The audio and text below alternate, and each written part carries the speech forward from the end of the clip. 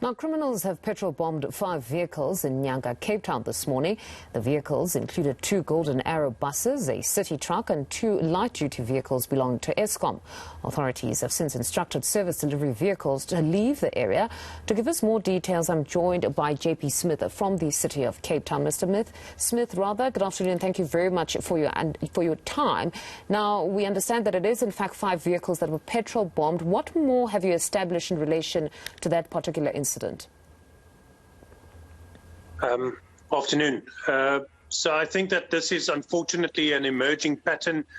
It's most likely, but not absolutely certain, that these attacks are in relation to traffic enforcement actions jointly by the city's traffic department, but also supported by the South African police in response to a group of taxi drivers and owners who last week assisted to a taxi driver and owner to escape custody at Philippi East Police Station. The city has since been undertaking operations to identify and locate those persons and rearrest them. In that process, other enforcement actions in terms of the National Land Transportation Act have been done. And we suspect as a consequence of that, because it is a pattern that has emerged in the past, these attacks on various defenseless vehicles this morning took place. And so indeed, all the different service providers have withdrawn their services from the area, in that those service vehicles are unable to defend themselves.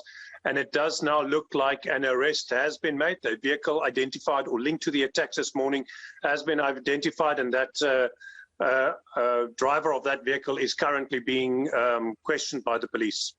Oh, all right. You say that there's compliance. A very disturbing pattern, I must say.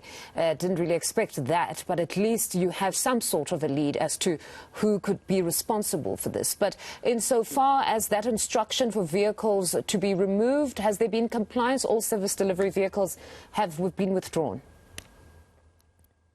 Yes, ma'am. Unfortunately, that's the reality. That you can't reasonably ask staff in your electricity department and Golden Arrow bus drivers and others to risk their life and to be immolated by a firebomb.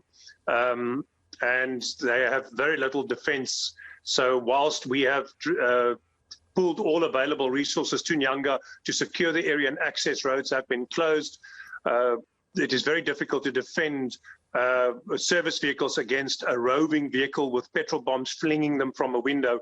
Very cowardly attacks these in what is pure hooliganism and thuggery in response to the legitimate enforcement of the law by law enforcement agencies. This, unfortunately, a pattern by specifically the Amapelas and some of the minibus taxis in the Nyanga area, in the crossroads area. It's not the first time this has happened. And I think, unfortunately, we're faced by either a situation of in response to criminal actions, turning a blind eye, or doing the enforcement and then having to manage these kind of fallouts and public violence. Were there any injuries? Not to the best of my knowledge, no, mercifully. But it's better to withdraw the various service vehicles than risk anybody else being seriously injured or fatally injured. Now, can you just clarify on the police investigation? You're saying they've identified a vehicle, nobody apprehended as yet. Is that what you're saying? No, a person has been apprehended. The city staff posted a picture internally of a Navanza, of which the occupant is in custody, who is suspected to be involved in the attacks this morning, and questioning is currently underway. So there are public reports or tip-offs as to the involvement of persons in these kind of attacks.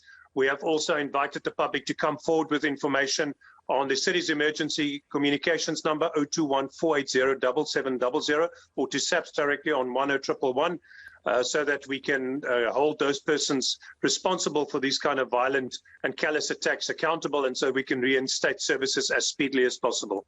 All right, Mr. Smith, thank you very much for your time. That was JP Smith from the city of Cape Town.